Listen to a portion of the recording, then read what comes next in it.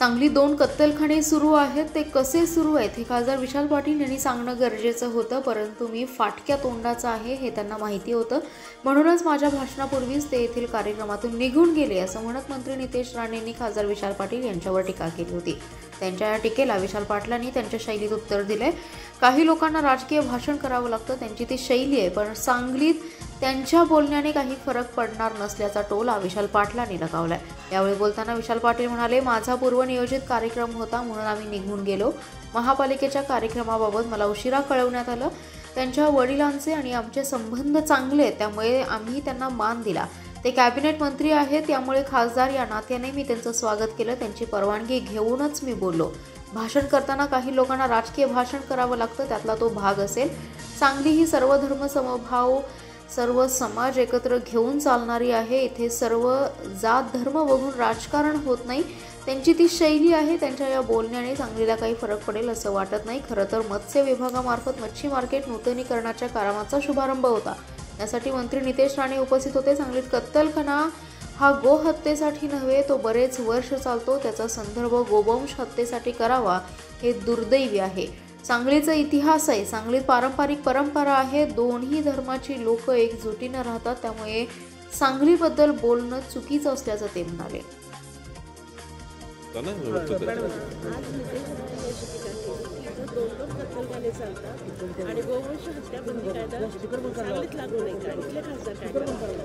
नाही, मी आज कार्यक्रमाला गेलो होतो. आज खरं तर मत्स्य विभागामार्फत सांगलीत मंजूर झालेल्या मटण व मच्छी मार्केट ह्याचा आज पायाभरणीचा कार्यक्रम होता, कामाचा शुभारंभाचा कार्यक्रम होता. त्या ठिकाणी आदरणीय मान्यवर भरपूर उपस्थित होते, जनता उपस्थित होती आणि कॅबिनेट मंत्री मान्य राणे, नितेश राणे साहेब पण उपस्थित होते.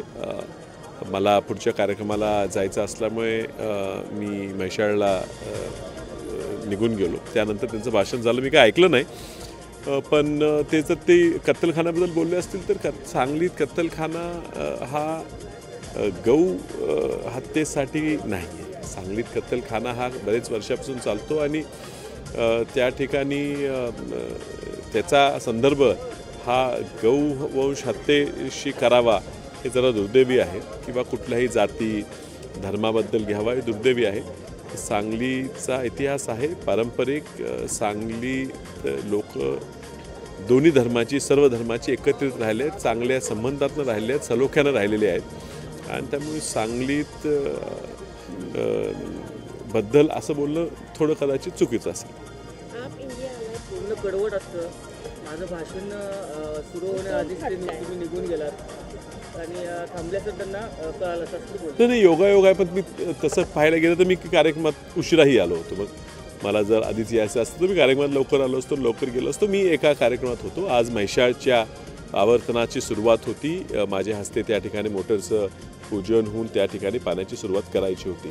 हा कार्यक्रम बद्दल मला उशिरा कळवण्यात आला. माझा पूर्वनियोजित कार्यक्रम होता, पण आपल्या मतदारसंघात एक चांगला कार्यक्रम होता आणि त्यांच्या वडिलांचे आणि आमचे संबंध चांगले राहिलेले आहेत आणि तो मान आम्ही दिला पाहिजे की सांगलीचा लोकसभेचा सदस्य, जनतेचा प्रतिनिधी म्हणून एखादे कॅबिनेट मंत्री राज्याचे सांगलीत येत असतील तर त्यांचं स्वागत करणं, त्यांना भेटणं ही माझी जबाबदारी आहे.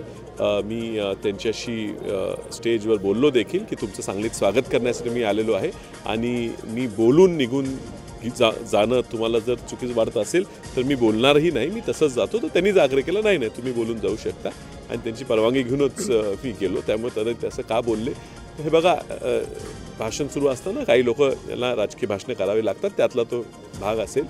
मी तुम्हाला पुन्हा एकदा सांगतो, ही सांगली ही सर्व धर्म, सर्व समाज एकत्र करून, एकत्र घेऊन चालणारी सांगली आहे. इथं जातीवाद आणि धर्मवाद करून राजकारण होत नाही. त्यांचे वैयक्तिक मत आहे, त्यांची भाषेची ती शैली आहे, त्या भाषेत ते बोलले असतील आणि त्यांच्या ह्या बोलण्याने सांगलीच्या कुठल्याही गोष्टीवर काही परिणाम पडेल असं मला वाटत नाही.